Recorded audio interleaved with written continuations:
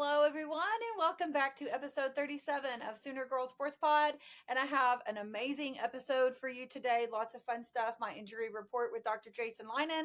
We talk about knee injuries, lacerations, and the benefits of a bye week. I have a short snippet with my BFF Karen, who joined me on the sidelines at the Auburn game this past week. So we talk about that fun experience and getting a sideline view of the game and some behind the scenes with the Pride of Oklahoma. We had a great time there, so you won't want to miss that short segment as well. And also, the main attraction is my fantastic interview with my sweet new friends, Julie and Dennis Burbank. Julie played softball at OU in the early 90s. Dennis is a dual sport athlete from OSU back in the 90s as well, where he played basketball and baseball and later played for the New York Yankees. They have a fantastic, fun story. They're just the most amazing people. Cannot wait for you to hear that story.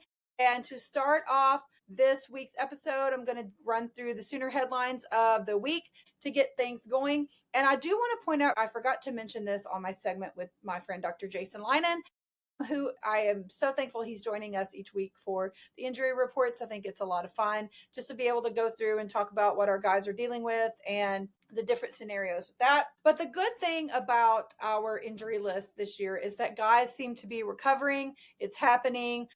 The storyline all week were the availability of our guys on the line, like Jake Michaela and Febeche Nuwawe. They both ended up playing every snap for the Sooners this past weekend. They had very heavily tanked ankles, but they got the job done. So shout out to them. Shout out to our medical team, our trainers. The recovery is happening, and that is fantastic. We did find out some more information on Troy Everett and his season-ending injury, so we talk a little bit about that as well. I did want to mention one thing that Coach Venables said about Owen Heineke, that I did not get mentioned on the segment with Dr. Leinen, but he does think that Owen Heineke has a fracture of some sort. He thinks maybe a possible bone sticking out of his skin, but he says it's going to be hard to keep him off the field. So right now it looks like something minor. It won't be a long-term thing. So again, with the bye week coming up, that is a good thing with a little extra time for recovery. Again, I just want to give a shout out to my friend Shav and Aaron for the amazing opportunity to do a little behind the scenes with the band this past Saturday. It was a really neat experience getting to go through all the pregame stuff with them and just hearing the different sections of the band and see what all they go through and all the hard work they put in to make game day so spectacular. It was just truly an amazing experience. Being on the sideline is absolutely incredible. I am so thankful for the opportunity. And if you missed my photos, videos, I literally posted them everywhere on all my social media at Sooner Girl Pod. You can go check out photos, TikToks, videos, all the things to see the highlights from that day. But it was truly just an amazing day. And I'm so thankful for the opportunity. And again, shout out to my friends Shav and Aaron for that opportunity. I had him on the podcast earlier in September. You'll want to go listen to that one. Check him out talking about fundraising and the behind the scenes with the band. I also have our drum major, Hallie McFarland, and our twirler, Sammy Rizzo, on the podcast that will be dropping next week on October 1st. So you won't want to miss that amazing episode as well. I also ran into on the field this past weekend my dear friend, Whitney Messy. She was on the show back in March. And of course, my sweet friend, Chris Plank, that you'll find on the sidelines. He has been on my show several times. So thankful for him for always supporting me, and I hope you'll go and listen to his episodes as well. A quick update on some of our guys in the NFL. Baker hit 25K in passing. He's now in top 5 of franchise history in passing yards. He has the most passing touchdowns in the entire NFL since joining the Bucs. He has the most passing touchdowns in the fourth quarter since joining the Bucs. He also has 12 fourth quarter comebacks, actually make that 13 after this past Sunday in his career. And he became the first quarterback since Brett Favre in 1999 to lead game-winning touchdown drives with less than 2.5 minutes to go in back-to-back games, as he did this past Sunday. Jalen, shout out for him with my shirt today. If you're watching the video, you can see my Jalen shirt. He had a game-winning drive. They're 17-0 in his last 17 games. Just an incredible showing for Jalen and the Eagles this past weekend. And also Kyler, unfortunately, lost on the road at San Francisco this past weekend. Our sweet CeeDee Lamb with the Cowboys went out with an ankle injury. I saw he does have a high ankle sprain and is unlikely to play this coming Sunday night in Sunday Night Football. So I really do hate to hear that. With our CeeDee Lamb, I wish him a quick and speedy recovery. One more stat about Baker I forgot to throw in. He is the first quarterback in NFL history to have back-to-back winning game drives in the first 3 weeks of the season. So shout out to my boy Baker. We all love watching him, and he has found a home in Tampa, and they all love him, and I'm here for it. Also, I'd like to mention that last week, Tory Blaylock was my MVP of the week, and he was also SEC Freshman of the Week. So shout out to Tory Blaylock for that award last week. Okay, for the Auburn game, Oklahoma has as many wins against ranked opponents as the entire Big Ten conference combined. The Big Ten is a combined 2-8 against all of their ranked opponents so far this season, and so interesting fact there. So, will our lack of running game catch up to us? That is a good question. And again, bringing up Tory Blaylock just a moment ago, it kind of makes you wonder. Our lack of running game was definitely concerning this past weekend, in my opinion. However, we got the job done, we got the win. So, I'm not going to complain too much. But another thing I want to throw in is also we are the only FBS football team who has not yet gotten an interception on our defense. How that is possible, I don't know, because our defense is absolutely dominating. I really don't have a lot to complain about as far as that side of the ball, except for why haven't we gotten a turnover? Now, maybe we're just waiting and saving it for a big moment in Dallas. I wouldn't complain about that, I suppose, but I'm ready to get a turnover. Maybe it'll happen at our home game with Kent State here in a couple weeks. We do have a bye week coming up this last week in September, so that will be great for injuries and recovery and just resetting and things like that. But coming off a bye week, we will host Kent State in Norman the first week in October before we head to Dallas for the Red River rivalry. So how about a turnover, boys? Let's get it done in Norman this first week in October. Well, the good news is Grayson Miller is an awesome punter, but the bad news is we saw a heck of a lot too much of him on the field this past weekend. But after the game, he now leads the country in average yards per punt at 51 yards. I will not complain about that. Again, unfortunately, he was on the field a little bit too much. Wish we had turned those into scoring drives, but not going to complain when the dude's booting the thing 51 yards. So we had 10 sacks. It was a school record. 7 guys played a part in sacking Jackson Arnold, and that's now he is in the record book twice at OU, which is a pretty crazy thing to think about. He was the QB at OU that was sacked the most in one game as the quarterback for us, and now he is the quarterback that OU has sacked the most in one game. So pretty interesting fact there about Jackson Arnold. He had an interesting reception in Norman. Some weren't so fond of it and were shouting some not nice things, but ultimately Auburn came out with the loss, and it was just a good day for Sooner Nation. A very interesting game. Officiating was sketchy to say the least, but just a lot of interesting calls that were and weren't called going both ways for both teams for sure. But it was just interesting. But Oklahoma's 10 sacks versus Auburn are more than all but 9 teams have had all season entering this weekend. Oklahoma had more sacks on Saturday than 90 other FBS teams have had all season long. The Oklahoma defensive stats versus Auburn are incredible. 10 sacks, 14 tackles for loss, 4 pass breakups, 3 quarterback hurries, negative 64 tackles for lost yards, and negative 44 sack yards. Holy smokes, you guys. Auburn being the 7th best offensive line in the country. So just an incredible outing by our defense. Again, like I said, one downside is we're the only team in the country that has not yet to force a turnover on defense. The other 135 teams in the nation have all forced at least one turnover. So hopefully our time is coming. It's hard to be 4-0 with a negative 6 turnover margin, but somehow we've done it. Yeah, it's just crazy to think if we start getting those fumbles and turnovers and turning them into points, what we can do. We faced our first deficit of the season, and we answered it with a game-winning touchdown. It was very interesting. Isaiah Satenga was involved in the middle of several controversial plays, one that was called back, one that was questioned, and one that eventually went our way. But his receiving stats versus Illinois State was 16 yards versus Michigan 44, Temple 97, and then Auburn this past weekend 127 yards and 1 touchdown. So obviously he's had a consistent increase in production for the Sooners. Transfer wide receiver, certainly not going to complain about Isaiah Satenga. Jaron Kanik leads tight ends in the country with 307 yards. So shout out to my boy Jaron. My friend Karen and I got to snap a pic and meet up with him after the game on the field, so that was pretty incredible. So again, shout out to our guy Jaron. John Mateer, incredible. Not his best performance, by any means, but he's still at the top of the Heisman watch. Oklahoma is ranked number 7 in several of the polls, so we're not going to complain about that. But he was 24 of 36, 271 yards, 1 sack, 1 rushing touchdown. He was 16 of 20 and 157 yards after the half. So he definitely got better in the second half. We've had 2 top 25 opponents, 2 opportunities in the fourth quarter to go score and put the game away, and 2 times John Mateer's gotten the job done. He's made it very clear he's going to get the job done, take it into his own hands, get it to the house, get the game won, and that is exactly what he's done. We are undefeated. He is definitely that dude, and he kind of reminds me of somebody else that I know whose name is Baker Mayfield. Just putting it out there. I'm a big fan, obviously, of Baker. He's one of the favorite quarterbacks I've ever watched.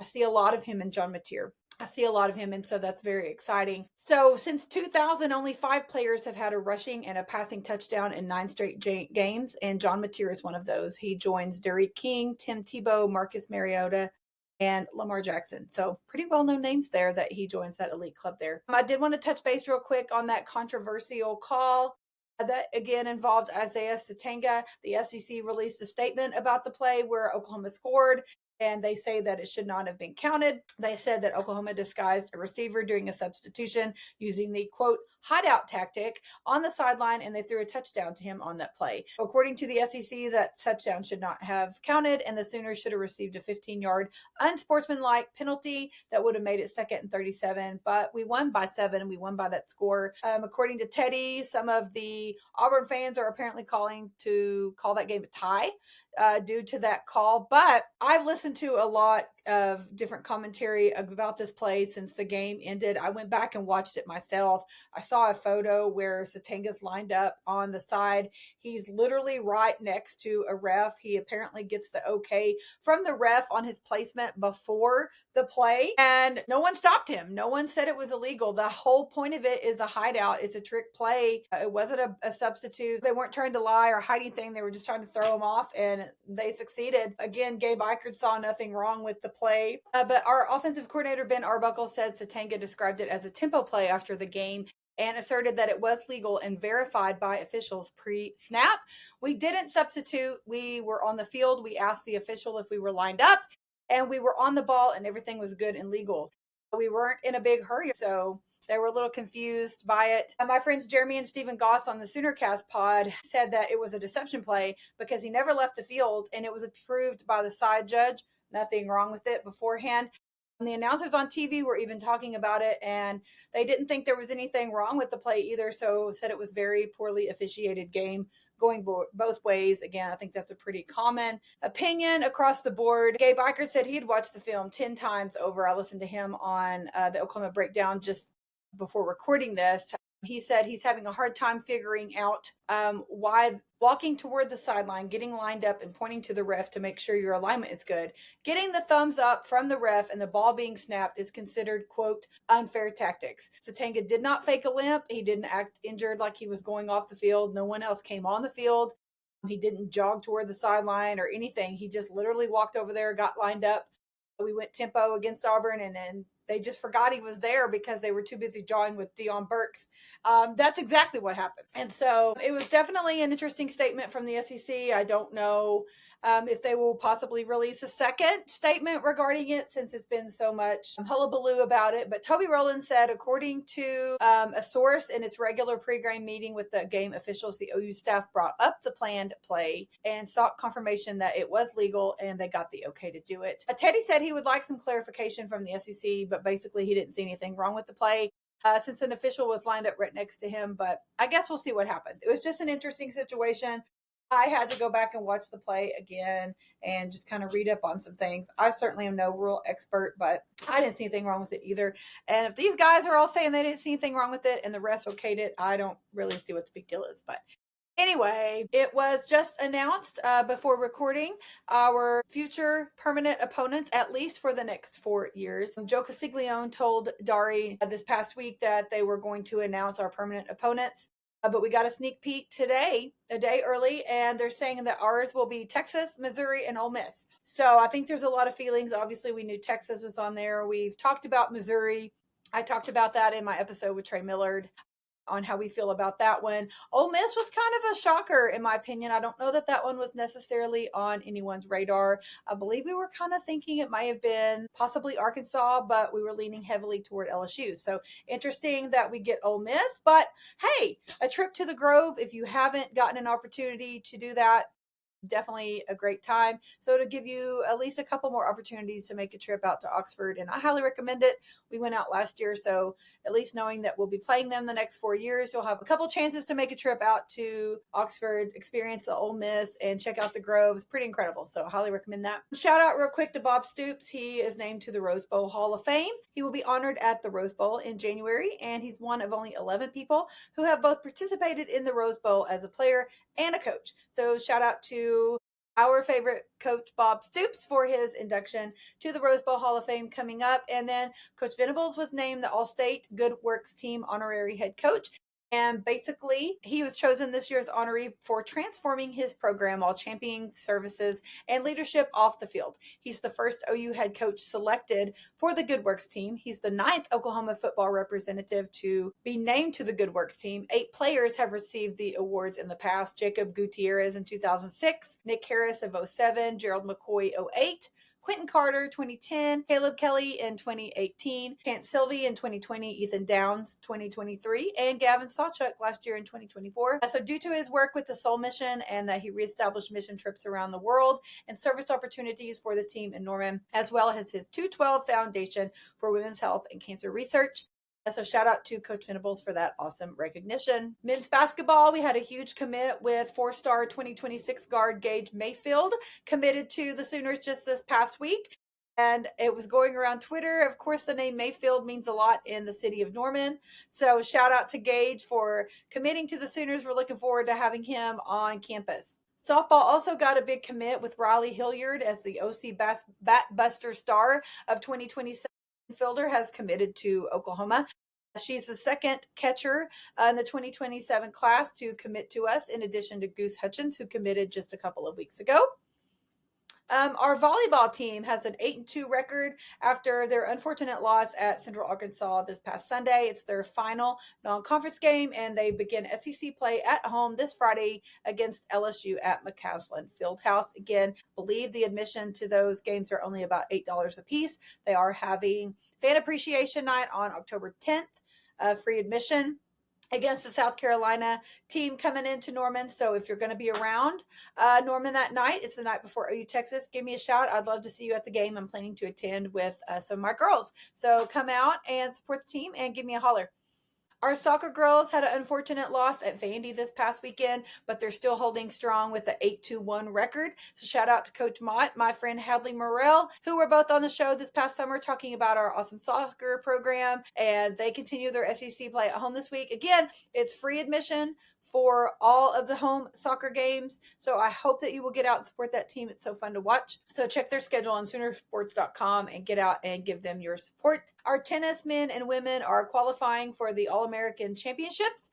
Barcott Quadre and Chloe Noel advance in the women's singles qualifying draw, and we're still awaiting some of the men. They're still competing today as I record this. But congrats to Luis Alvarez on an impressive showing this past week at the ITF M15 Fayetteville Singles Championship, and congratulations to him for representing the Sooners well. Our track and field cross-country team have races this week. Our women are in Columbia, Missouri for the Gans Creek Classic, and our men are at the Cowboys Jamboree in Stillwater, both this coming Friday, so you can follow those on social media. Our golf women have a record broken. Our freshman in her collegiate debut, Meg Tilma, fired a 65 in round 2 of the Schooner Fall Classic, the lowest round ever by an OU freshman. That's an incredible score. So shout out to Meg for that. We did have a historic weekend at the Schooner Classic for the Sooners. 832's team score is the 3rd lowest in OU history. Tilma's 202 is 8 under par, sets an OU freshman record, and the 7th straight top 5 finish at a regular season event. So shout out to Reagan Cheney I hosted her on the podcast earlier this spring back in April, and the OU women's golf team for a fantastic showing in Schooner Classic. Okay, my Sooner MVP of the week, Coach Venables gave the game ball to the fans. I definitely don't disagree with that. The atmosphere on Saturday was absolutely incredible. But I would say if I'm going to give it to someone different, I would choose our Mason Thomas, our defense, again with the sacks. Our Mason Thomas was out the first half due to the targeting penalty that he occurred in Temple, but he came out guns blazing. He bookended the second half with amazing plays and sealed the deal for the Sooners in the win. So shout out to our Mason Thomas. Was so glad to see him back on the field in that second half, and just an incredible showing by him. He was ready to get on that field.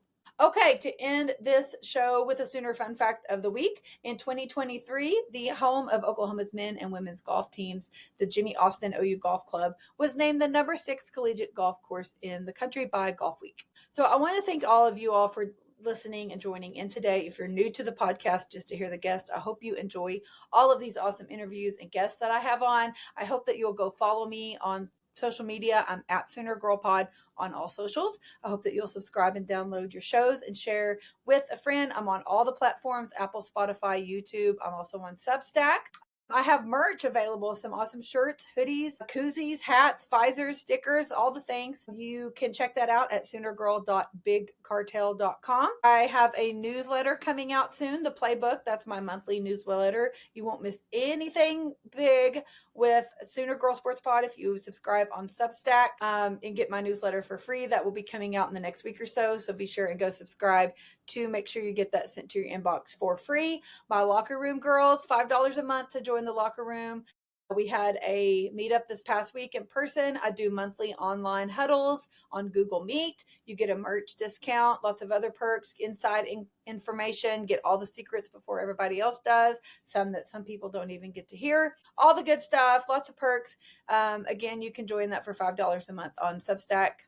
And there's advertising and sponsorship opportunities. If you're interested in supporting me that way on the podcast, you can shoot me an email at soonergirlsportspod@gmail.com. Everything that I just mentioned is in my link tree, which is my link in bio on all social media at Sooner Girl Pod. I also put it at the end of the podcast video and in the show notes, but my link tree, everything is linked there. Again, everything that I mentioned you can find on the link tree, or you're welcome to message me or shoot me an email. I'm happy to help you. So thanks you guys for listening. I hope you enjoy my tidbit with my best friend Karen, injury report with Dr. Jason Leinen, and the awesome interview with my sweet friends, the Burbanks. It's a fantastic episode. I thank you all for listening, and I hope to see you next Wednesday where we talk sports.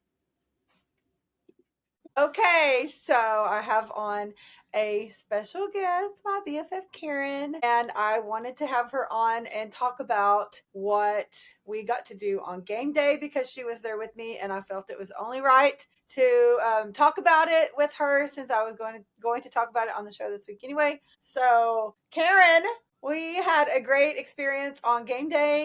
We were given sideline passes by my friend Chauvin Aaron. So shout out to Chauvin for letting us live our Sooner dream. We got to have an amazing day. Sooner best lives for sure. So do you want to tell a little bit about, well, you were very excited about it. If you want to talk about your excitement and just kind of what we did throughout the day. I mean, I was just excited when I got the text last week saying that we were going to get this opportunity because I was like, this is like the end all be all of the all things. And so I was just super pumped that we were going to get to have this opportunity. And then we got to meet Chauvin down at the Boomer Bash. And then he said that we were going to walk with the band, and we did not realize he meant walk with the band. Like literally in a parade. In a parade. So we were laughing because we were like, we don't know what to do.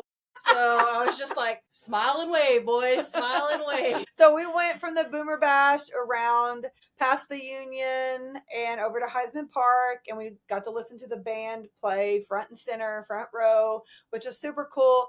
I know I mentioned this to her a few times. My favorite thing about that was just hearing the different sections of the band, the different instruments play their part.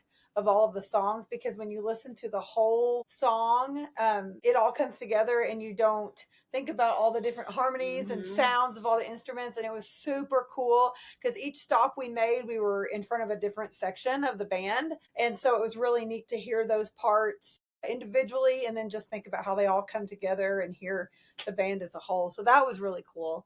And so we got to go in the stadium, hit the sideline, and shout out to Dr. David Surratt, who recognized me on the sideline and introduced himself. That was way cool, super cool. And yeah, just hang out and all that. Yeah, so. I was surprised. I thought maybe we were going to be in one little section, like on that end corner by the student section, and that was where we were going to kind of hang out to watch pregame.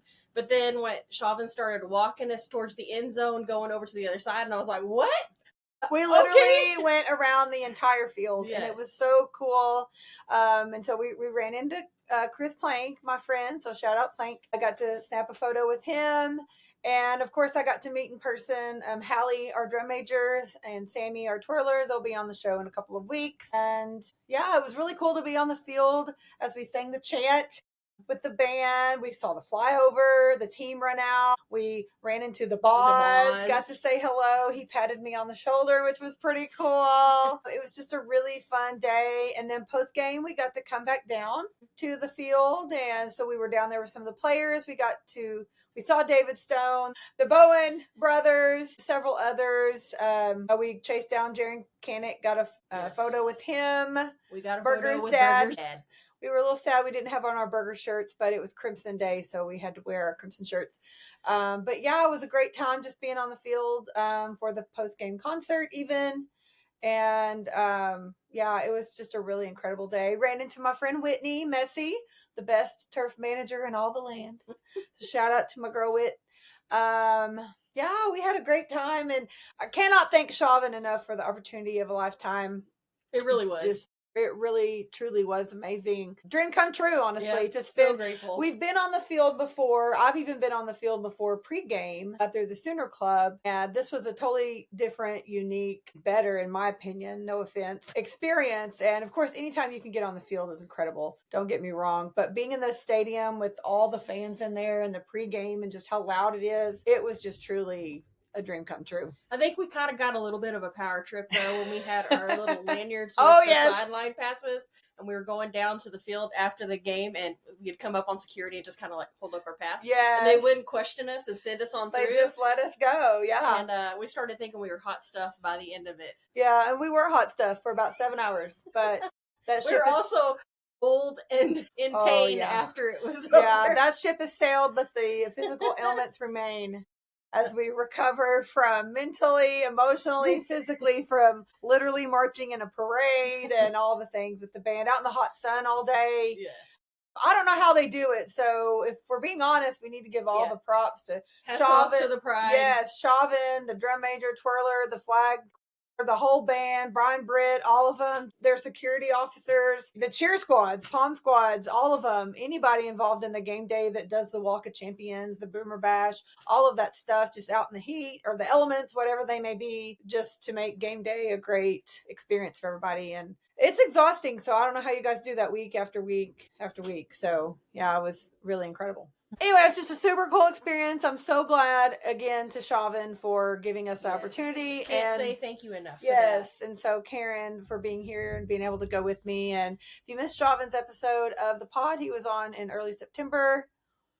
Hallie, the drum major, Sammy, the twirler, will be on in a couple weeks. Whitney Messy, the best turf manager in all the land, she was on back in March. And my friend Planks made a couple of appearances. So go check out those episodes for sure. So any closing thoughts on our experience? No, just completely thankful for the greatest experience for a game day ever that I've ever gotten. It's one of my number one favorite memory. For sure. And I have a lot of game day memories. I have a lot of experiences. Like I said, I've been on the sideline before, even with the Sooner Club, which is truly incredible to be down there pregame. But we were kind of just sectioned off to one little area here with the band. We got to really make our rounds around the whole stadium and experience a lot of different aspects of it.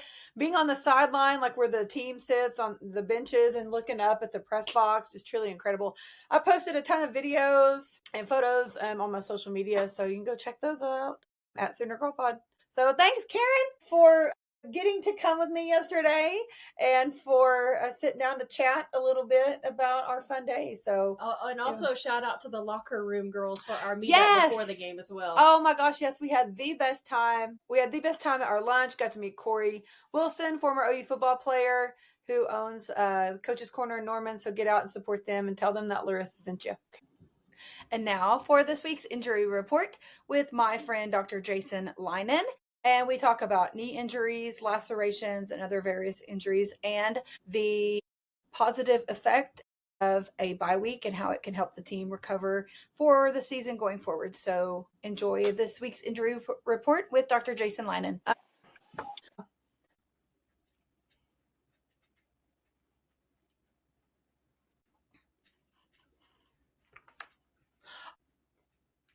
Oh,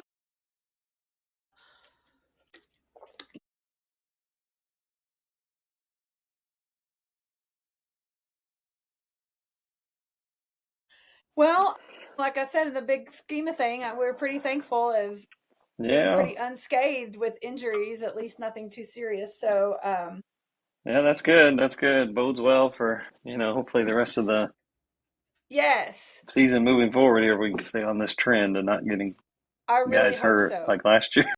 I really hope so. Well, and a good thing is we've noticed that it tends to, for the most part, except for some of the longer term injuries that have been lingering for a while, most of the guys have been, of course, minor injuries enough to where they're able to recover, tape it up, and play. Like this weekend, we had Jake Michaela, the center, because since Troy Everett's out now for the season, and then Jake was on the injury list early in the week, and I was like, what the heck?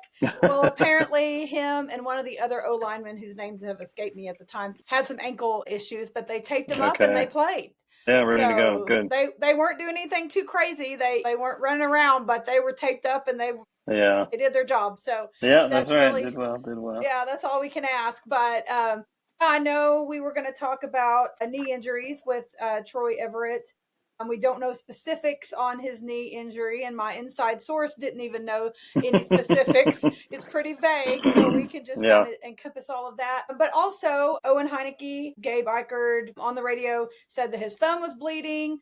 He went back to the locker room, likely to get stitches and an x-ray. They don't know if it was something broken or if it was a deep cut, anything like that. But he did not return to the game. So not sure of any details other than that on Heineke. But yeah, there's a lot of things in factor in play for that as well. So whichever direction you want to go with that too. Pretty broad field there. Yeah. Well, yeah, I mean, I don't know. I may have to go back and look. I don't know if I missed the play Heineke got hurt, and they may, sometimes they don't show these things directly, or if he's not directly involved in a tackle, or if it's off screen, who knows? I missed it too, so. Yeah.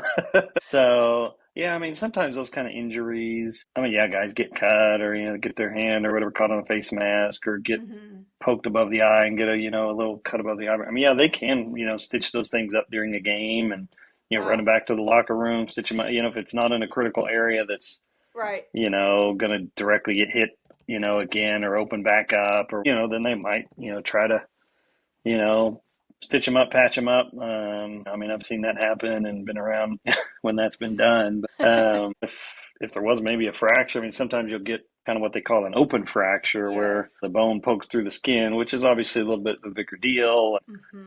Sometimes those have to be stabilized surgically with pins or obviously carry a bit bigger risk of infection. And so if there's a fracture with a big cut, you kind of have to, I mean, not necessarily always mean the bone pokes through. It could be a separate cut and just a harsh, blow to cause the cut that also fractured the bone. So trying to differentiate that is usually part of it. Yeah. So I guess we'll have to see if if they end up talking about a fracture or surgery or something, then that would obviously affect how quickly he could return. If it's a simple fracture or something they could put a cast on. I mean, you see linebackers running around out there with a cast on all the time. I mean, if they're not a receiver, then, they don't necessarily need both hands to do their job. True, very true. And they can just kind of club it out there.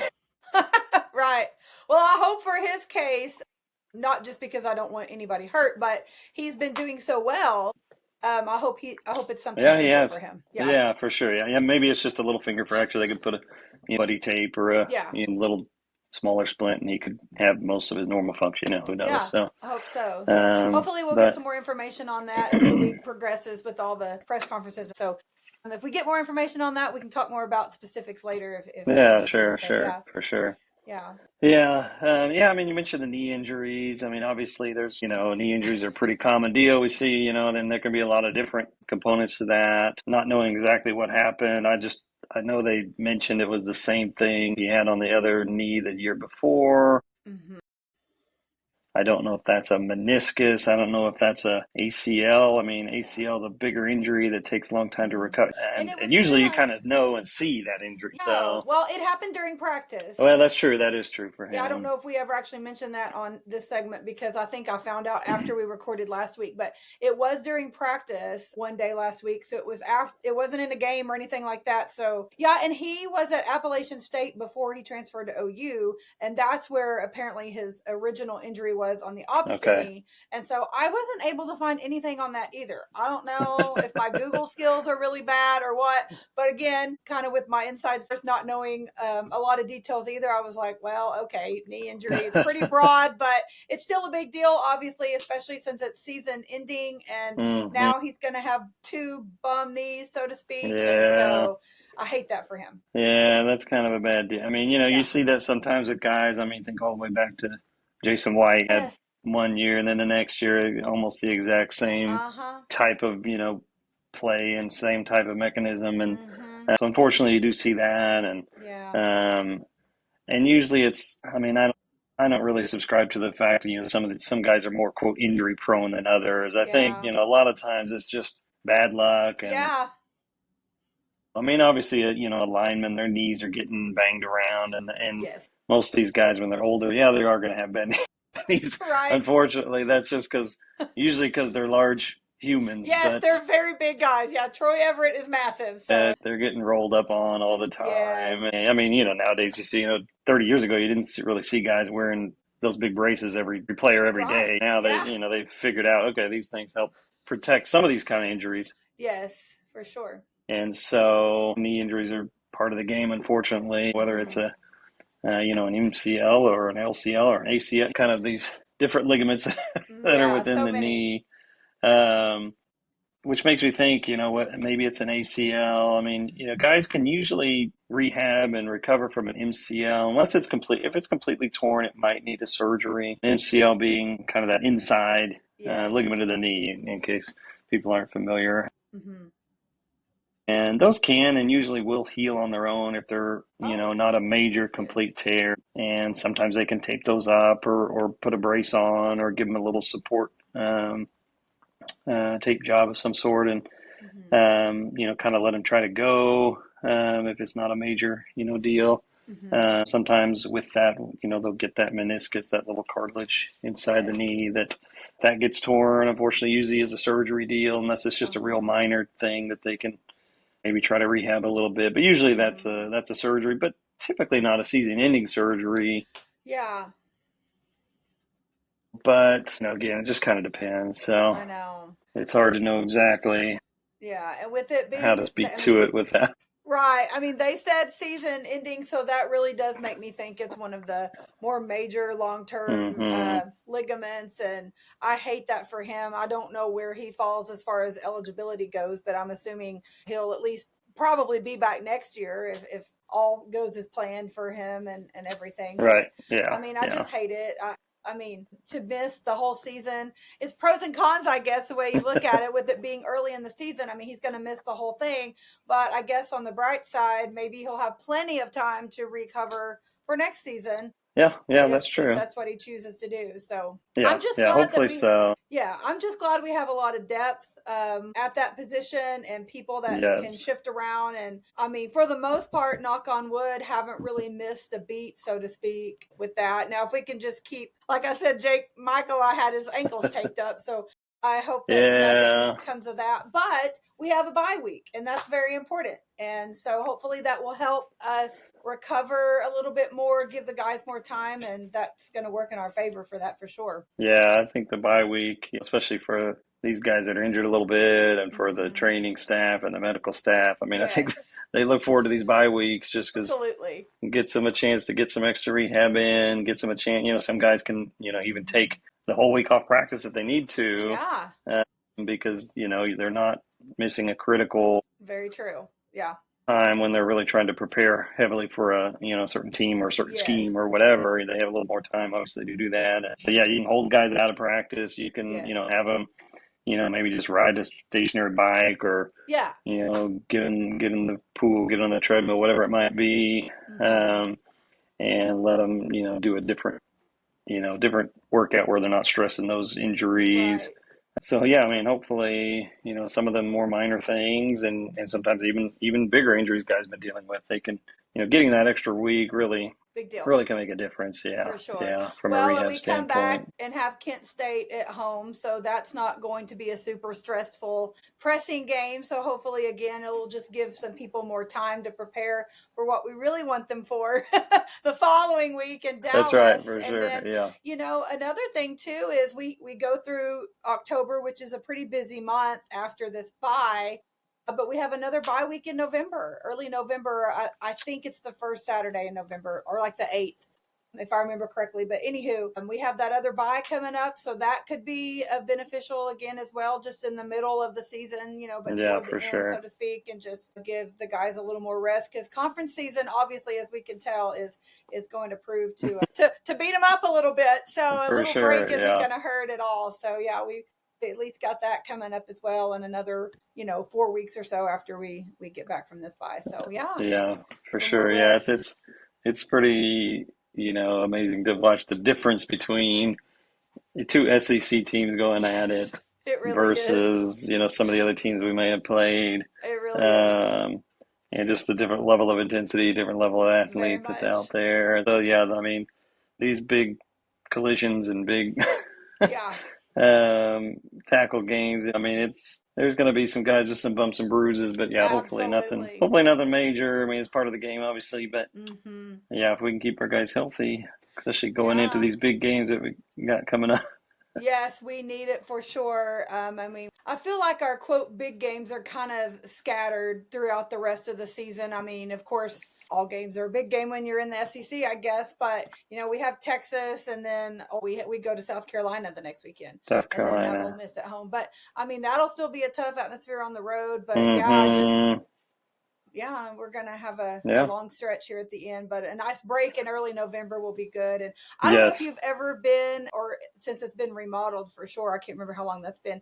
The Barry Switzer Center, like their recovery areas where they have the cold plunge pools and the hot tubs and these cryo rooms, like all Oh kinds. Like yeah. I've gotten to tour all of that and see Mm. everything, and it's just really cool to see all of the tools and everything that they have. I mean, they've got the big massage chairs and all the things to help those guys recover. So Yeah. I mean, they're doing good up there. I mean, we've got a lot of stuff at their disposal to help them. So they Yeah. Oh hopefully yeah. can, That's yeah, enjoy their bye week and get a for little recovery sure. in. Yeah. I mean, that's something that's definitely changed over the years as Oh, far for as sure. the equipment these guys have access For to. I mean, it's been, I don't know, it's been a while, 25 years, getting close uh-huh. to it since I was at Tulsa as an undergrad, and obviously that's a smaller school, smaller program, but we actually built a new training room and weight facility and everything while I was Oh, in cool. school. But Okay.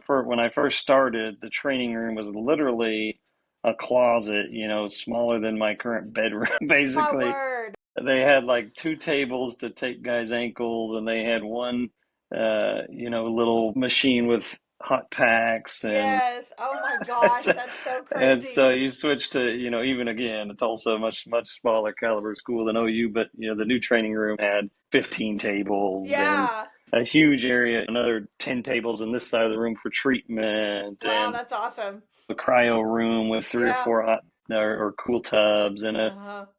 they've since put in one of the Swimex pools. So Yes, yes. it's just amazing these things that change, It really in really not that is.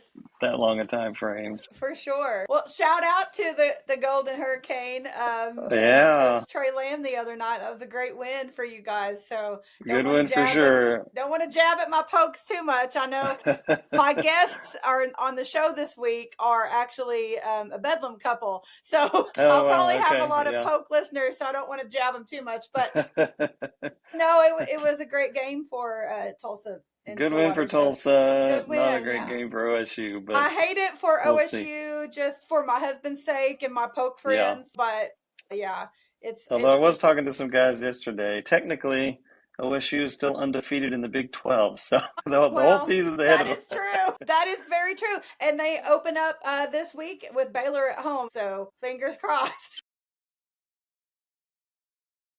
Well, For, our Boomer Sooners will enjoy our off week and we'll hopefully not have much to yeah, report for next sure. week. I hope you all enjoyed our injury report with Dr. Jason Leinen and my weekend review with my best friend Karen, who joined me on the sidelines for the Auburn game this past weekend. We had a great time. It was just incredible. So shout out again to my friends Shav and Aaron. Thank you for that amazing opportunity to join the Pride. For all of their pregame festivities and then on the field during the game. It was incredible. But I want to introduce you to this week's guests, and you guys will absolutely love this amazing interview with Dennis and Julie Burbank. It is a special double Bedlam episode. My husband, Eric, who is an OSU grad, joins us for the interview. And I want to give you an intro for Dennis and Julie. They are just the most amazing people. I was able to meet them in person just a few weeks ago, and just the best people, the best humans, so kind. And I'm so grateful to have made the connection with them and become friends. So, Dennis, in his words, a two-sport athlete, two-kid dad, and has one hot Sooner wife. And he is a certified financial planner during the week and a wannabe middle-aged professional wake surfer on the weekends. He was born and raised in Southern California, but he got to Oklahoma as fast as he could. He loves traveling with Julie and his friends. He loves flying his Beechcraft Baron plane for business and pleasure. And you can find Dennis on Twitter/X, Instagram, and LinkedIn. He is at dburbank44. I will link it in the show notes. And of course, we'll be tagging him throughout the week with all of the material on social media. Also, he told me that his favorite thing about OU is being able to watch Patty build every year what she has done with the program, and he just loves her tremendously. Has a lot of respect for Patty Porter Moser and Skip Johnson, and his favorite person in the world is a Sooner, so he has to be a Sooner fan to some degree. But his favorite Sooner memory is walking out of the fairgrounds with OU catcher at the time, Kevin Shula, who stopped him to introduce him to a gorgeous blonde softball player who had just finished watching her Sooners get beat by the Cowboys again. But the rest is history after that. They have an amazing love story and just story in general from all of their time playing sport. And I know you will love to hear about his time playing with the New York Yankees as well. And Julie Burbank graduated from Del City High School. She was Julie Dobbs at the time. Freshman and sophomore stats are under her maiden name. Junior and senior year stats are under her married name. She was a member of Zeta Tau Alpha sorority. She was the starting shortstop for OU softball 1990 through 1994. Some of her notable teammates were Lonnie Alameda, who is the Florida State head coach. She was her first baseman. And Kelly Ford. She is a recently retired Fullerton head coach, and that was her center fielder. So lots of great names on those teams during that time. In her words, she met Dennis at a Big 8 baseball game as he walked up through the stands with an OU baseball player in May of 1991. He left for pro ball, aka the minor leagues, just 2 days after they first met. But in the fall, an OU baseball player transferred to OSU, and in October 1991, Dennis asked him, Brian Cavalli, if he knew Julie and if he could possibly get her phone number. They were engaged by Valentine's Day 1992, and Channel 4 sports anchors just happened to be in Norman that day, and they let the whole world know on the 5, 6, and 10 p.m. newscast about their engagement when Dennis showed up in a full suit of armor. Julie left that same night for OU softball opening weekend in North Texas, but they later got married in November of 1992 during her junior year at OU, and they are celebrating 33 years of marriage this November 2025. She currently works for Northwestern Mutual with her husband in Oklahoma City. And in 2020, she was appointed by Governor Stitt to serve on the Oklahoma Employment Securities Commission for a 6-year term, leveraging her human resource expertise. They have 2 great kids in their Bedlam family. Jordan Burbank, who graduated from Texas A&M, played soccer there for 4 years, transferred to Oklahoma State for her COVID year to play soccer, where she earned her MBA. And also their son, Drew Burbank, who is a current student at Oklahoma State. He's an Eagle Scout on the OSU varsity esports team. He is a junior at OSU pursuing a degree in entrepreneurial business. Julie has always been a Sooner fan. She was Sooner born and raised. Her parents had season tickets growing up, so it's all she's ever known. And her favorite Sooner memory is making the Women's College World Series poster. You can find Julie on Twitter and Instagram at Team Burbank, and she's also on LinkedIn as well. And I would like to note that there are several photos placed throughout our conversation on the video, and you can watch that video of the podcast, and it is available on YouTube and also on Substack. So if you are interested in seeing those photos come up on the screen as we discuss them. Otherwise, all of those photos will be available on my social media throughout the week. I will be posting several graphics highlighting each of the photos and the stories that we tell that Julie shared with me. There were so many great photos, so there will be several days of photos shared. So you won't be missing anything if you don't watch the video, but just wanted to give you a heads up on that. And I hope you enjoy this fantastic interview with my sweet friends, Dennis and Julie Burbank. Well, I'm glad that she conned you into doing this because I'm sure it's like him. So this podcast, and about 3 weeks in, I was like, hey, you're going to come do a podcast with me. And he was like, it's me? So he kind of got thrown into it as well. But you've made a couple of appearances now. It's been fun. We like to banter. Most of the time people think that's the most fun as it is, because you got to have fun with it. Yeah. That's right. All right. We're ready. We'll do it. Well, I'm glad to have you guys on today because I think you have such a cool story of your journeys in life. And then, of course, how you met and got married. And when I first started talking to Julie, she messaged me. And one of the first things she sent me was the Bedlam marriage picture. And I told my husband, I was like, these are our people. I think what I said was, you guys are us, but on steroids, but only because obviously you're athletic and I am not for sure an athlete at all. But I think our passions run about as deep for sure. So I did want to start, Dennis, so you're from Southern California and you said you got to Oklahoma as fast as you could, but what the heck led you here? You know what? So I skipped the longer answer because the normal answer is I transferred from Pepperdine University to Oklahoma State. Nice. And people will say, are you crazy? You left Malibu to go to Stillwater. Right. And my standard answer is, you get tired of the sunshine and good looking girls all day long. It gets old. I was a basketball player at Pepperdine out of high school, and both my coaches left. So my basketball coach took the UCLA job.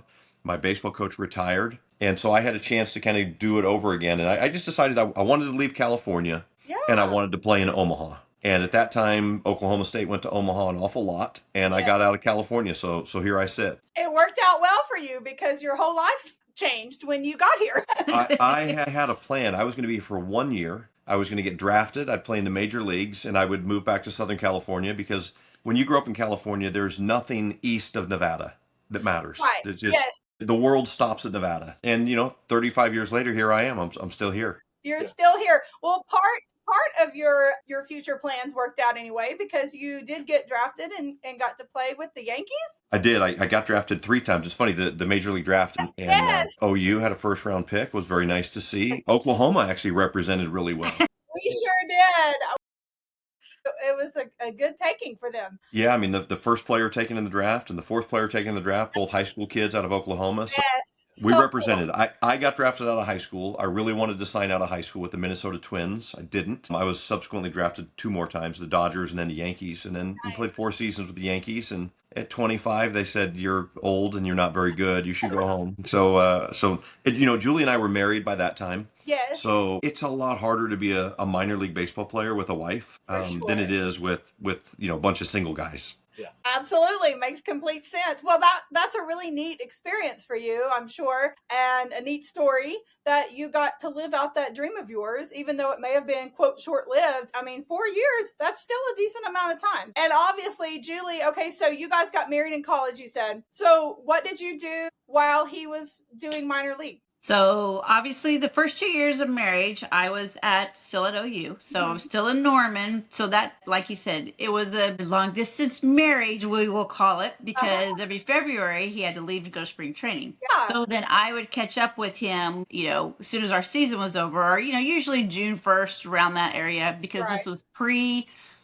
OU making the College World Series every year. Right. So my team was usually done by June. And so then I would go and either meet him in Fort Lauderdale, Florida, or Greensboro, North Carolina. And then luckily for him, because I played softball, I knew the drill. Yes. So I would go into the apartment knowing we had 5 other baseball players I had to babysit. Goodness. So that was an adventure. So I would do that, and then I would just hang out waitress during the summer and then come back and go to school. Nice. So that was the rule, was I made my parents a promise I would graduate. Yes. And I would not quit softball, in which my coaches, everybody, panicked. And when I said, I will not quit softball, I will not quit. So I will do the right thing and finish everything. And so my first 2 years, my stats are under Julie Dobbs, under my main name. My last 2 years is under Julie Burbank. So sometimes my stats get messed up because they don't get them combined. And so I actually had some decent stats, but as far as everybody's concerned, there was 2 different players playing shortstop during that 4-year period. That's crazy. Well, you played with some really amazing people, and one that stuck out to me obviously was Lonnie Alameda, and I have always been proud that she's a Sooner because I think she's such a cool lady. Yeah. And when Florida State played in Norman 2 or 3 years ago, I was sure to go to that game because I was like, I have to see her. And I just think that her story is really cool. I hope she's doing well with her breast cancer. I don't know if you know any update, but I haven't heard anything obviously in a while, but I hope she's doing okay. The last time I checked in on her was obviously right before the College World Series. My graduating class is actually really tight knit. Yes. So we keep up with Lonnie on a regular basis. Good. I love to make bracelets, and so I just sent her and her team some Team Lonnie bracelets for them to wear during their regionals and super regionals. And we thought the College World Series, but they didn't make it. That's okay. And so Lonnie is great about keeping in touch with all of us. And we when she's in town especially, we all stop what we're doing and kind of go meet up. That's so it's awesome. great. Yeah. Well, I spoke with Kelly Breich before, and we're texting friends now as well. And that's one thing that she mentioned to me was how close knit all of the former players are. Yes. And you guys have Facebook groups and text groups and all the things. And I think that's super cool because there's such a long list of awesome players, that span over 30, 40 years. Yep.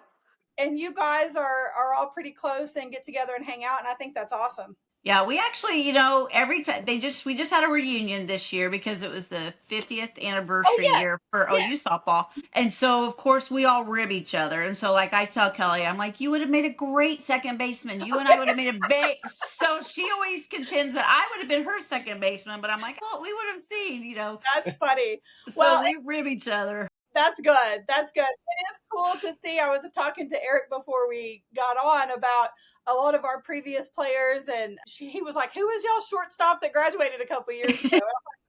Science. But it's so funny, like there's so many names over the years that people recognize. Even if you aren't a complete dedicated softball fan, you're gonna recognize these names just because they've become so well known, household names across Oklahoma for sure. But anyway, I just think it's cool the talent that we've seen across the field over the years for sure. And okay, so Dennis, back to you. She sent me a picture of you playing basketball, and in the picture it was Price. It was Brent Price. It was Brent Price. Brent Price. Okay. Yeah, Brent Price, who was the brother of Mark Price. They both played in the NBA for a little while. Yeah. Okay.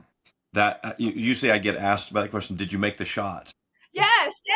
Of course I made the shot. I never missed a shot 30 years later. Right, exactly. So what on earth was it like to play 2 sports at the collegiate level? Because it's obviously pretty common in high school. But at the college level, that's very, very uncommon. So tell me a little bit about that, because that's very rare. Yeah, it really was, especially back then. It's, things have changed now, and even in the single sports today, two-way players are much more popular. Guys hit and pitch, and that Right. was unheard of then. But playing two major sports was also really unheard of. I mean, obviously everybody knows Bo Jackson and Deion Sanders. They don't know me, but everybody knows them. I spent a lot of time on airplanes. I was very tired. I got my degree in 4 years. So it was the only reason it was possible was because both of my coaches, Eddie Sutton coaching basketball and Gary Ward, they were friends and they said they would work it out. They decided that they would make it work. If I would have had two coaches that were really competing for my time or their personal needs, it wouldn't have been possible. But I mean, I used to, I'd go to baseball practice in the morning. I'd throw a bullpen. I'd have to lift weights. I'd have basketball practice in the afternoon. Sometimes I'd throw a bullpen at night. Then once the season started, they overlapped for about a month or 6 weeks, depending on how far you go in the tournament. And so I literally would play a basketball game on a Tuesday night, let's say at Kansas, and I would get on an airplane by myself after the game. Somebody would drive me to the airport, and I would meet up with the baseball team the next day in, say, Las Vegas. Wow. And I would pitch in Vegas the next day, and then I'd get back on the plane by myself, and I would fly to Iowa, and I'd play at Iowa State. So the fact that the university and the coaches, allowed me to do that and made it possible that I could literally, I played 2 games in one day. I started a game at Allie P. Reynolds Stadium. I threw 5 innings, and they pulled me out because basketball was about to start. I walked up the hill, and I played a basketball game against Missouri. So, some coaches wouldn't have liked that, but my coaches worked great with me. Well, I think it's good that they did, because that just means that you were exceptional at what you were doing, but also just for you to have that experience is super rare and makes for some good stories for sure. Yeah. It's funny that this happened this year. Julie and I were behind home plate at a baseball game. If anybody knows me, and there's like 3 of them out there, so 3 of you that know me, I was a big factor for baseball, right? I was an All-American baseball player.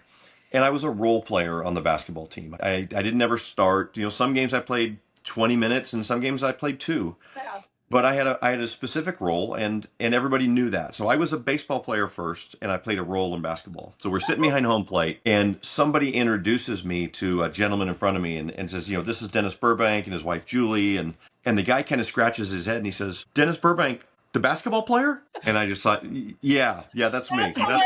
That's the basketball player. You didn't know I played baseball, and I'm at a baseball game. Oh my gosh, That's awesome. That's really funny. So I never went to a baseball game at Allie B Stadium, but I love O'Brate, and we've been to several games at O'Brate. So I'm sure that you have enjoyed that journey over the years of seeing how far the baseball program has gone or how it's maintained its status. And then the stadium is just incredible. Like, I mean, I hate to admit it as a Sooner. I'm sure, Julie, you get it. But sometimes we just have to admit things when the truth is the truth. But that is one heck of a stadium, I'll tell you that. We did well in our stadium. I mean, it was definitely an upgrade from Allie P, which I did several games up there, and it's still fun. I still have some great experiences, but man, Cecil coming in with the money for O'Brate has just been extraordinary. Yeah, I'm biased, but I've seen 100 stadiums, and so when people say, "Is it the nicest stadium you've ever seen?" I always say, I don't know if it's the nicest I've ever seen, and I've seen 100, but it's in the top 3 for sure. I would say, yeah. And now flip that to Love's Field.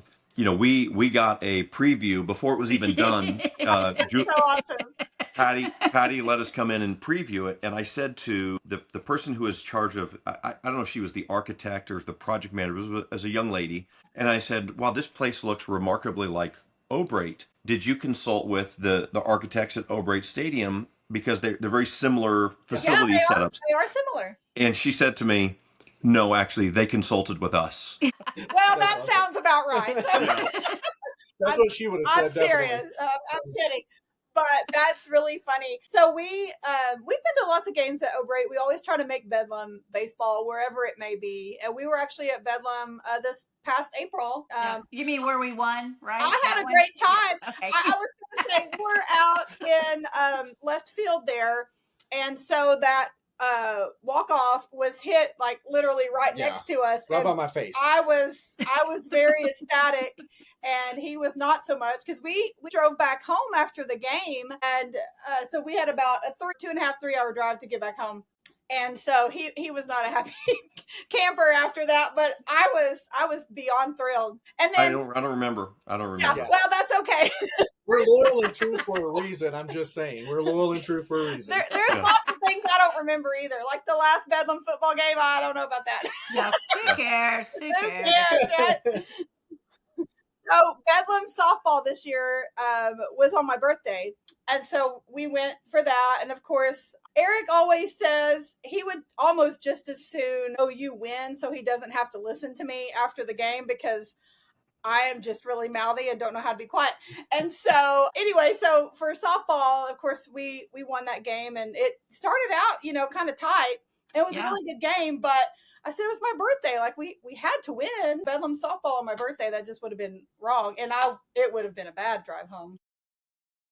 Yeah. Listen, it doesn't matter what OU team's playing. It could be the gymnastics team, which is incredibly good. It could be the golf team. If Julie sees that OU loses, my night is ruined. It doesn't matter who they lost to.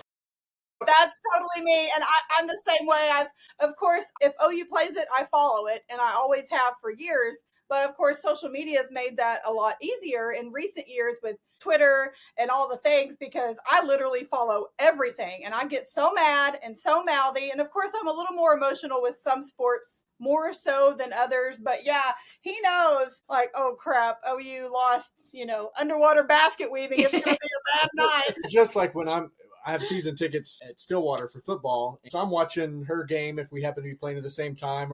2 years ago, she was down in Texas at Red River Rivalry, and I think I heard her in Stillwater and the gnashing of teeth. It's like, maybe I should spend the night in Stillwater tonight. I would say football and softball are the two that I'm the most emotionally invested in, but also basketball, men's and women, are very close second behind that. And baseball has grown on me over the years. I mean, we've always gone to baseball games and we love going, but especially when it's Bedlam. And if OU's playing, I will follow, I will go and watch. But I'm in general not normally like a huge baseball fan per se. Like I don't watch pro baseball on TV. Now I will go to a Rangers game and have a great time, but I have gotten a little more invested in the baseball team, especially the last few years. And since I started doing this, I've become more invested in all the sports. Soccer, I went to my first soccer game last fall, my first tennis matches this spring for men's and women. I'm planning on going to my first volleyball game this fall. So it's a lot of firsts for me on some of those sports that often get overlooked. But yeah, the emotional investment is about the same, if we're being honest. I mean, it's definitely getting there. Yeah. Yeah, it's intense over here because I mean, just like you said, I am OU first, right? And then I will cheer for OSU after us, and then I cheer for the state, and cheer for the conference. Well, now I'm super conflicted with this conference. I know, it's where, crazy. Our daughter played at Texas A&M. And so she was all about the SEC, when she was there. Well, we were still Big 12. And I didn't care about the SEC. But now it just means more to me now. Okay. And so now I'm like, Big 12, who? I don't even can't associate with you little brothers over here. Like, you are a nicer person than me. And I tell this to a lot of people because I hear that from, I would say, 8 out of 10 OU fans. I will cheer for OSU if they're not playing us or yada yada. And I have to say, I cannot admit that because it is a very rare day that I would want OSU to win. And if I do, I'm not going to admit it. Like I will silently cheer or whatever. But I used to love to go to Stillwater when they would play Texas, especially football, because I can do horns down all day. Oh yeah. Like take me to any Texas game and I'm happy. But that's not going to be happening in Stillwater anymore with the conference switch. So my fun days are over. I'll just wear black and go on about my day. But literally wore a Baylor shirt when we went down for a OSU Baylor game. That's how legit. Like that's a commitment. That's a commitment. Sorry. I mean. So on the flip side, I didn't grow up here, and so I don't have that hatred that you're supposed to have as a child when you're raised in Oklahoma. Right. Now I have friends and teammates that absolutely have it. For sure. When I was a young kid, I mean, I thought Brian Bosworth was awesome, and I liked Jamel Holloway, and we could see them on television. Yeah. There would be an OU Miami football game, and I thought, okay, OU football's. I wore number 44, Bosworth 44. When you get here, you certainly are taught the hatred quickly. Absolutely. And to be honest, I don't hate OU any more than I hate anybody else I competed against at that moment. Right. I hate the Cal State Fullerton Titans when I'm pitching against them, or Right? the Georgia Bulldogs. I have 2 Bulldogs. Sometimes I walk by and kick one just because. So it's you learn it. But I like I said on my little bio, I think Patty's phenomenal. Absolutely. I think Porter Mosier's phenomenal.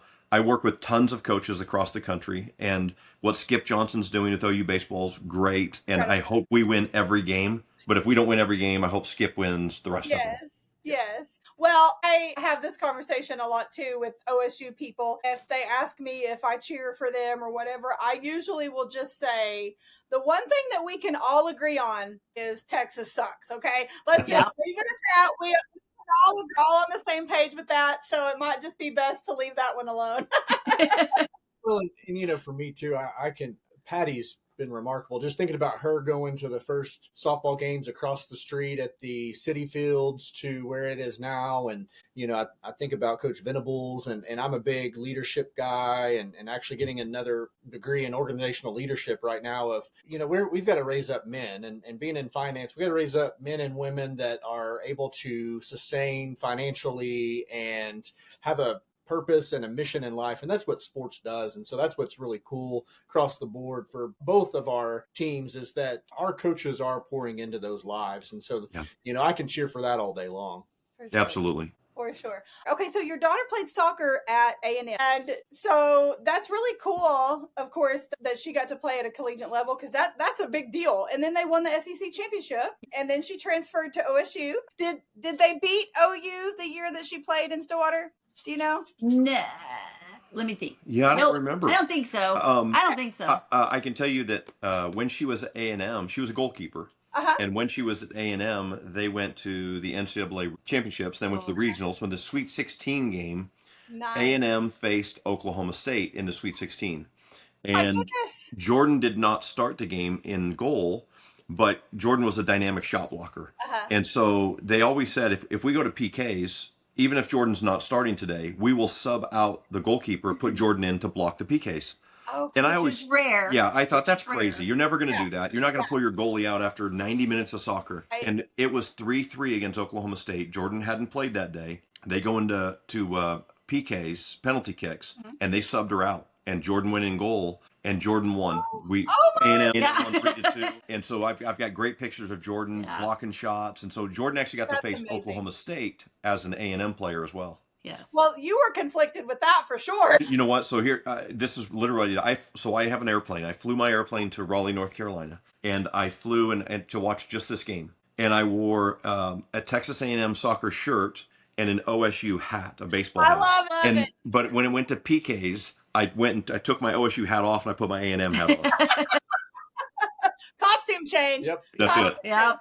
That is awesome. I love that so much. So she actually graduated from OSU, so she has that going for her, I guess. And so now your son also attends OSU, so he will graduate from there as well. Yep. So that's really cool. But it's very simple. Only one of us can really probably go to OU. So we picked the best one. The rest of them can go to OSU. They hand out degrees, no big deal. So you got to be a strong individual to go to OU, I feel like. And so, like I said, every time we get in a family argument or whatever, I just go, there's just one of us. The rest of you can do this all day long. The rest of you can all go over there. That All day. definitely She'll be sounds here all like, day. yeah, I was going to say, that sounds like something I would say for sure. We do not have kids, but our dog is like our kid, and he has a Bedlam bandana and the whole 9 yards, because if he were a child, he would be brainwashed one way or another. I'm not sure, but we know who would win that one, by the way. Yeah. So. Well, that's what, when our kids were little, we get up, and I'm loyal like you are. On Saturday mornings, I watch Game Day. Oh, I'm invested. absolutely. I know exactly what time OU plays. Mhm. I know we can eat or do something afterwards, but in the meantime, don't bother me. I just don't want to be, let me have my time, right? Yes. So when the kids were little, it was whoever got up first got the kids dressed. Oh. So on Saturdays, they might be in orange, they might be in red, it just depended on who was up first. And so the same thing goes with Gatorade. If I was giving them a Gatorade, it was the red fruit Gatorade. If I was giving them a Gatorade, it was orange Gatorade. So that is awesome. yeah, the struggle is real. I get it. I would have been in trouble because he would have beaten me out of bed every weekend for sure. My kid would have been brainwashed orange. We have nieces and nephews, and one of our nieces is 10, and she's kind of taken my side as far as the OU goes. And she went to OU basketball camp. We took turns driving her up. And so I took her one day. And of course, I was like fangirling a little bit over the players that are their coaches for the week and everything. And so I'm telling her, you know, like this person, so-and-so, and this is what she plays. And she's just like, you're so weird. Like, you know, here I am as an adult fangirling over these 20-year-olds. But she definitely, I taught her to do horns down. We went to OU women's basketball game last year against Texas. Perfect. Unfortunately, we didn't win, but I did teach her to do horns down. And then we've gone to gymnastics meet for years. She used to be in gymnastics, so she loves that as well. So I've gotten her a little brainwashed on the OU side, but our two nephews, I think, are... They're just kind of like whatever, but they think Uncle Eric hung the moon. And so he has Pistol Pete and all the OSU stuff on his vehicle. I have OU Sooner Club, all the things on my vehicle. Well, he has a Pistol Pete hitch on his truck. And so our nephews are like, Mr. Pete, Mr. They're younger. The youngest one's 5. So yeah, they're not quite sure yet what's going on, but Eric definitely has them fawning over Mr. Pete. So the bad thing is I'm the only OSU fan in my family. Yeah.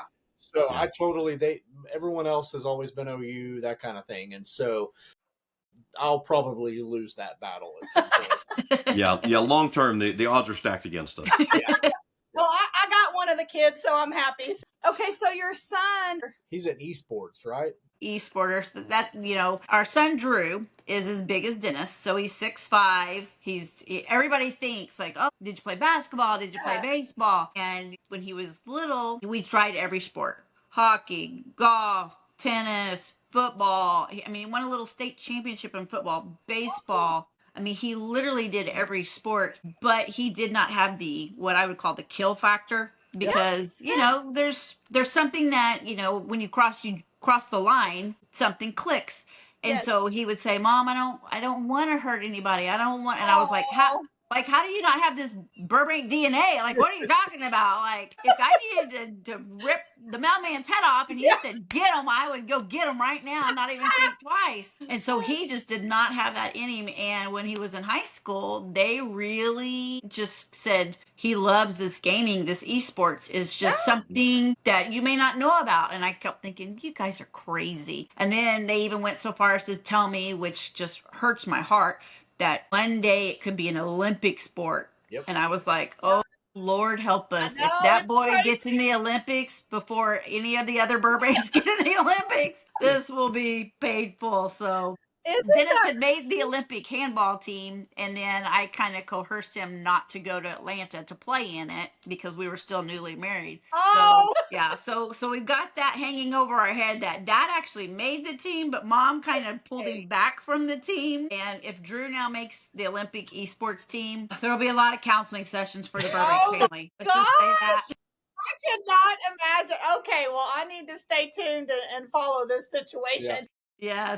Yes. I joke with people. I say, I never thought that I'd have a 6'5", 240-pound son, and the words coming out of my mouth are, put down that basketball, get upstairs and play some video games. You've got to practice. Never thought I'd say that. Well, it's a thing now. It's a very big thing. And it's like, well, you have to capitalize on the opportunities that have come up that no one ever imagined. I mean, so that's crazy to think about, but yeah, you just never know what's going to happen. So I try to tell him all the time when people would, you know, when he was little and people were like, what do you want him to be? Do you hope he gets drafted? Do you want him to play in the NFL? And I said, you know, he just doesn't have, like I said, the kill factor. And what I would tell them is I wonder what George Lucas's mom said. Like, oh, sure wish you would have turned out to be something good. So I always use that example of, you know, there's a lot of amazing people out there who did not play one sport. Yep. So he doesn't have to play a sport to still be awesome. Just let him be who he wants to be.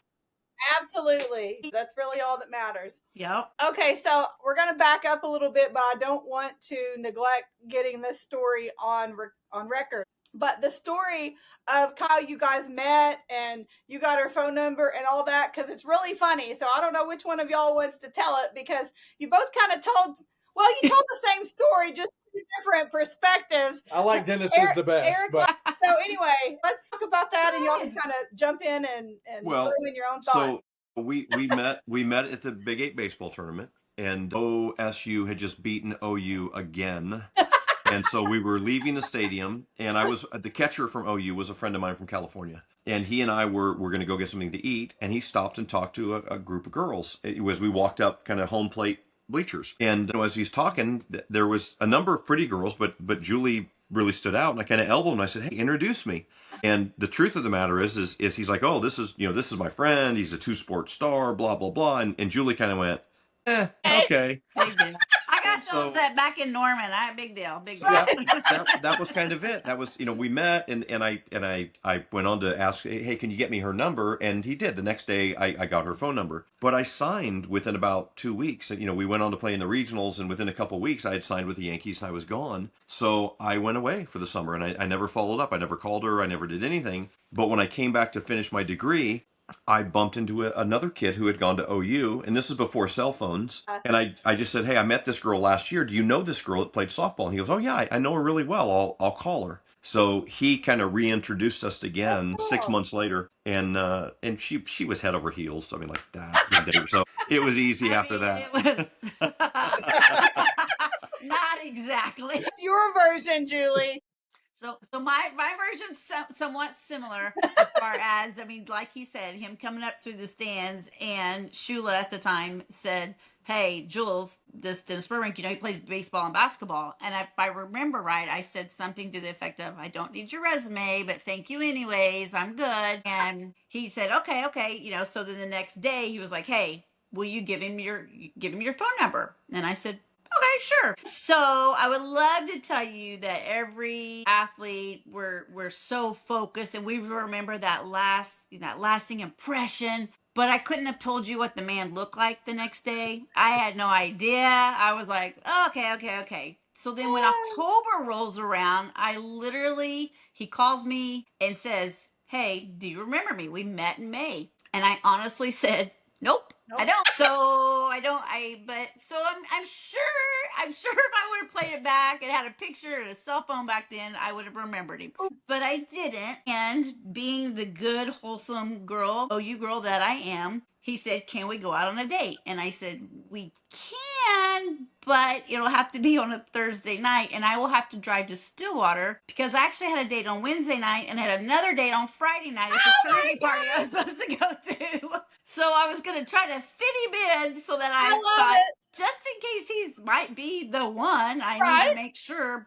But I also don't want to burn all the bridges in Norman just yet. I can't. I drove to Stillwater. We went out on a date. I came home that night, and hand to God, I literally told my roommates, I said, probably going to marry that one. And they were like, no. And I said, no, I think he might be the one. And so I tried to cancel my date on Friday night, but I couldn't get out of it. Felt guilty. And then Saturday night, him and another baseball player, Lou Luca, were up in Norman, and we went out. And in February, he swings by my sorority house and pops the question. So I was going to say it happened pretty quick. It was a quick turnaround. It certainly was. Okay, so is that the night you showed up in the armor? Yes. It is. Yeah. It was a daytime. It was Valentine's Day. Yes. And I'd spoken to her mother, and I'd asked her dad for permission. So we kind of knew. And I had a suit of armor flown in from California. So I had this all set up, and it just happened to be Valentine's Day.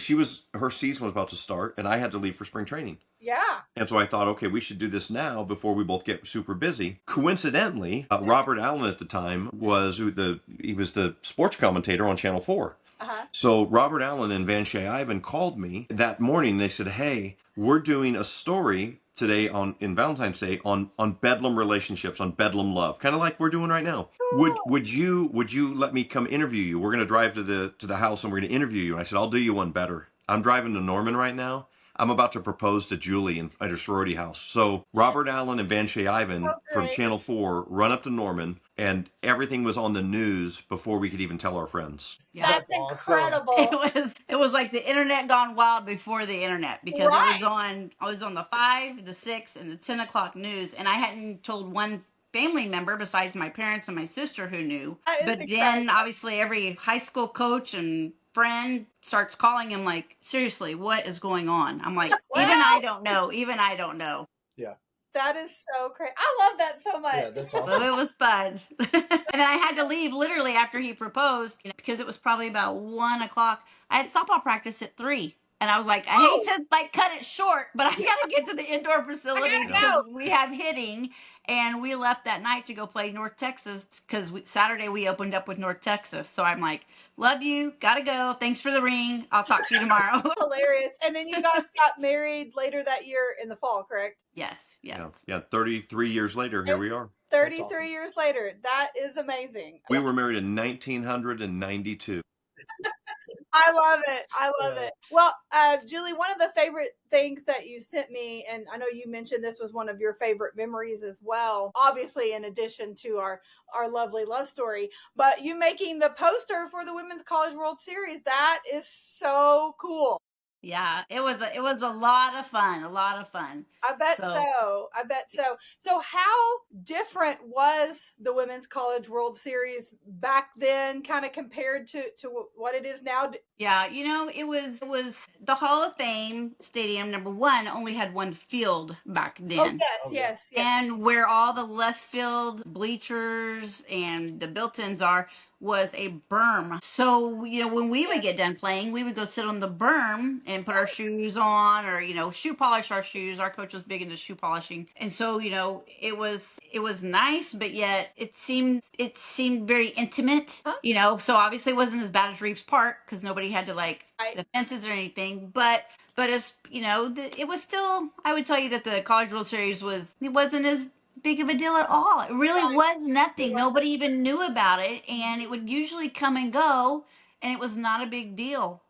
That junior year when they asked me, so what they did was Nike actually came out, and at that time we had to do a photo shoot, so to speak, for the poster. So I was on the College World Series poster. Lonnie Alameda was on the Division II College World Series poster because they played at a different location. Okay. And so they made us come out there, and they happened to come on the Thursday before we opened up with the Big 8 softball tournament, which was probably a bad deal because they did it.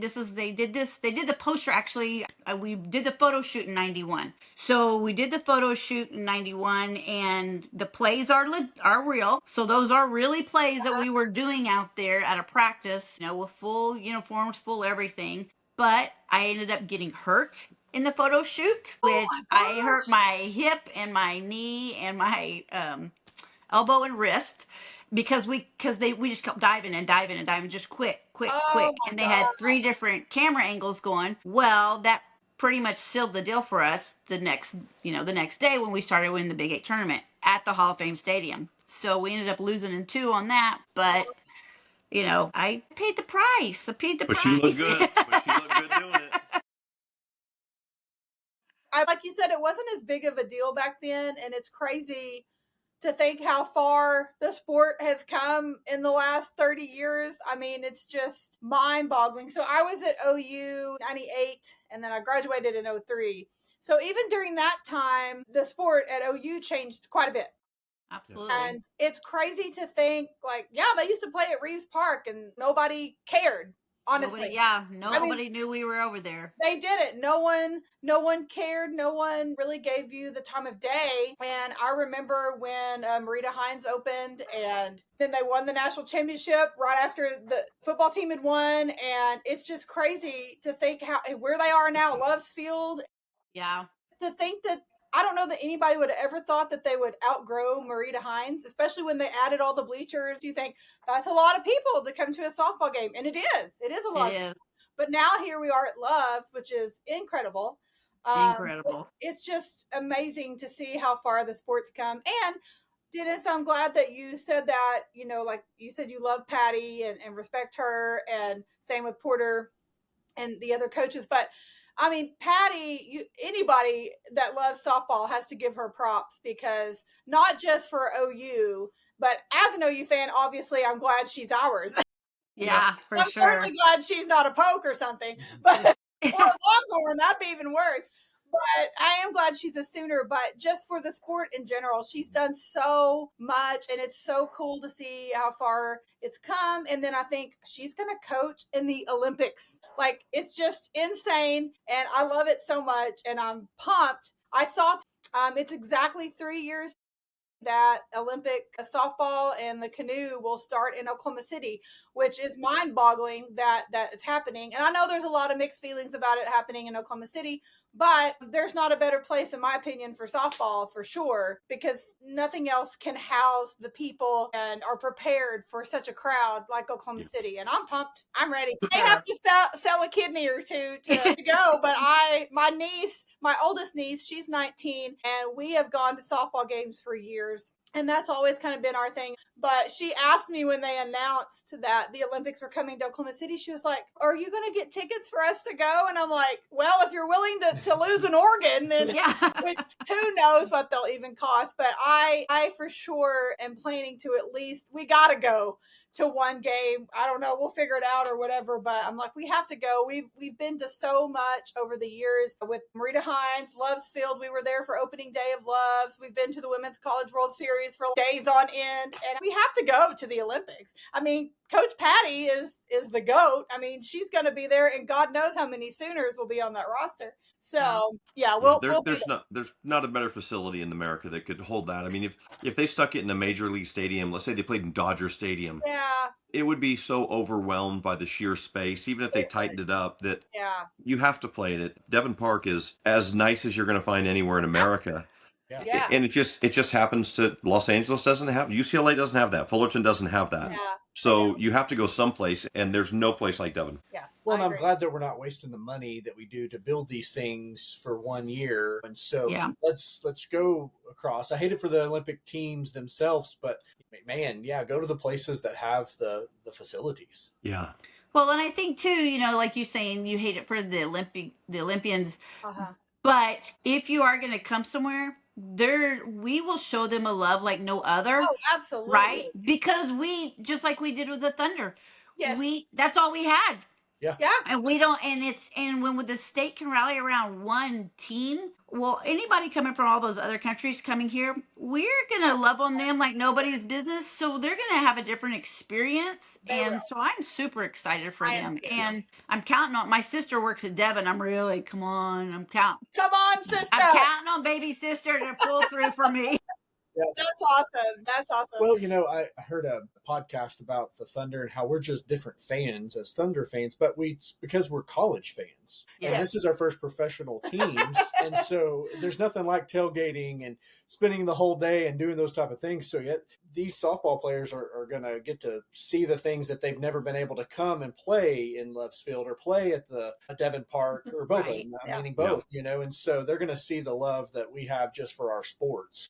Yes. In the state. I think it interesting too that the national teams from other countries have been here, right? Japan comes and Canada comes, and they have, I don't know what they call them in softball, in soccer it's friendlies, but they have miniature tournaments. So if you're on the Japanese national team, when you come to Oklahoma City, it's going to be a very good venue, as opposed to if you just show up in Amarillo somewhere, who knows what you're going to get for a softball field.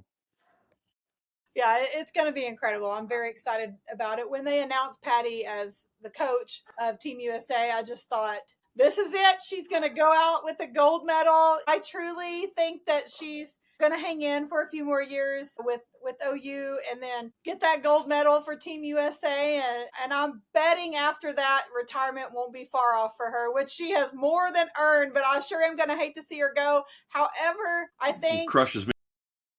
I bet. It's just crazy to think about. I mean, she's all that I've ever really known as far as watching OU softball, and it's crazy to think about her not being there. But I think, obviously, it will be in good hands going forward because, I mean, look at her kids. Yeah. Look at our staff now. I mean, I'm not worried about it, but it'll just be weird. Yeah.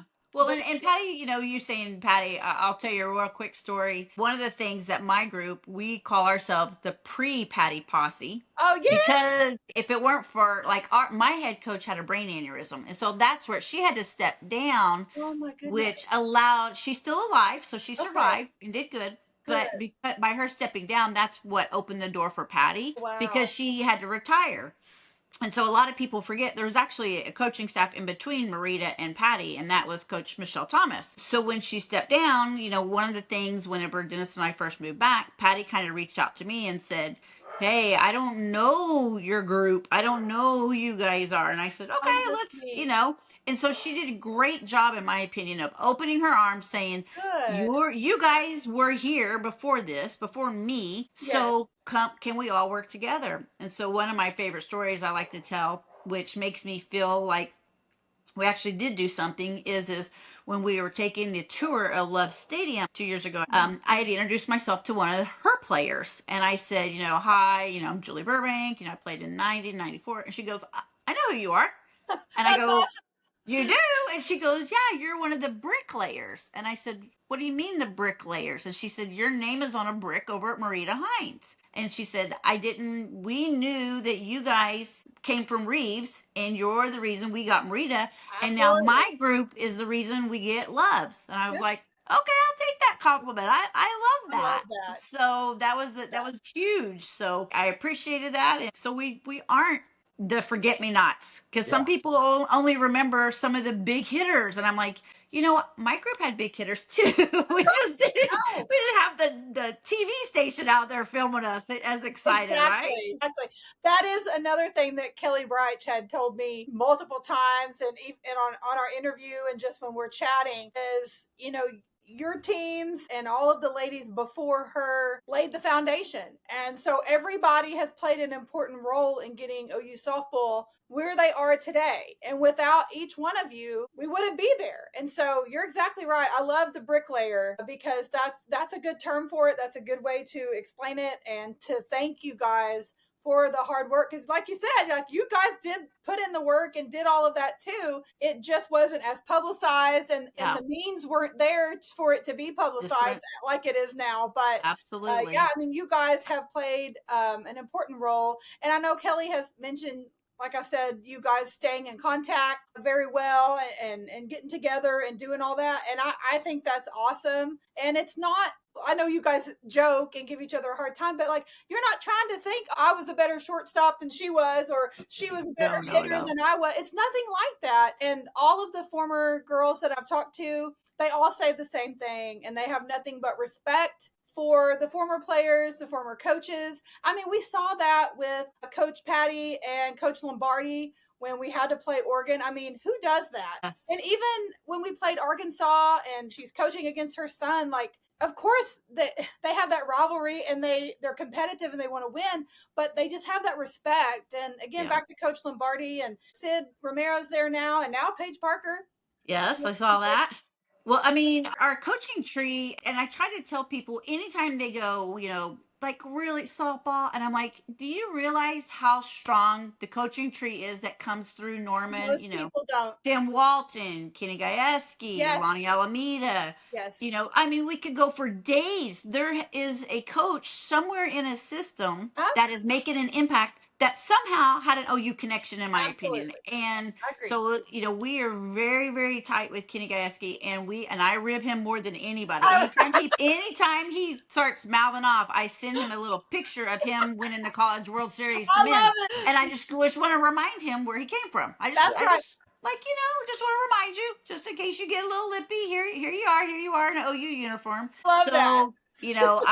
I love that so many people. It's for us on our side, for Dennis and I. Our circle is small and tight, yet I feel like it has been shared with everyone all across the world. I mean, everybody. So anytime they can make an impact on any women's sports, for me, is ginormous. And I will do anything I can to help women's sports. Yes. And again, my university, and I'll help his every once in a while. I will help them. Well, I love that you brought that up about Coach Gajewski, because that's one of my favorite things about him, obviously. And I've heard he's a very kind man. But yeah, I love that he came from OU, because I think it's hilarious. But but yeah, I know I told you this before, but that's really why I started doing this podcast and what I do, because I love hearing people's stories. And of course, you guys is super special, just with the Bedlam connection, obviously, but just hearing women and their stories on how they got to where they are as athletes. And I've even talked to people in different aspects of the athletic world that do behind the scenes stuff. And I'm like, there's so many people that play important roles of getting women's sports and just sports in general where we are today and pushing us forward to the future. And it's so cool to get to talk to all the different people and all the different roles. And I'm having a blast doing it. Football and softball and basketball, baseball are pretty well known, pretty well publicized, and everybody is aware that it's happening. But there's so many smaller sports. Soccer, I mean, with your daughter playing, even now with esports and your son, and volleyball, tennis, golf. I mean, I've had athletes on from all of those sports, and I like talking to them because it's cool to hear their stories. I talked to a tennis player. He's from Mozambique, Africa, and he told me the story on how he went to Morocco by himself at 13 years old to train so that he could be the best tennis player he could be. He ended up in the States, and now he's at OU. And I'm just sitting there listening to him, and I'm crying because of all he sacrificed for himself and to further, the sport too. But just, it's so cool to hear everybody's story. And I think people don't even know, they don't pay attention to these tennis players and these golfers, and everybody knows the football team. Right. And a lot of basketball players, baseball, and now softball, but there's so many other athletes that are not as well known. And so I've really enjoyed getting to connect with as many as I can and showcasing those and pushing all of their sports forward, in addition to the females and female sports. So I've enjoyed doing this so far. And again, I'm thankful for you guys and your story, because you have awesome stories on how you got where you are as athletes and as human beings. And then of course, how you met and have been married for 33 years. That's just so cool. So I'm thankful that y'all took the time to come and join me on my Sooner podcast. Well, listen, just as we're talking about things that aren't as well known, let's not forget Oklahoma State's national championship in the meat judging category. I mean, let's give credit where credit's due. Yes. When you talk about talent and you judging meat, there's only one Oklahoma State. Okay. Well, I thought you were going to say the equestrian team or something. And what did you guys just won something? Golf. Well, yes. Oh, remember golf and wrestling. We know, right? We know. Well, before I let y'all go, is there anything else you wanted to share that we maybe didn't mention or overlooked, or anything you want to talk about? Just that you can go to 2 different schools and love can conquer all. I agree. Get me the heck off the screen. I will not put the Sooner Girl logo over your head. I'll put it over. Thanks for having us. Of course. Thank y'all for taking the time. I do appreciate it. Absolutely.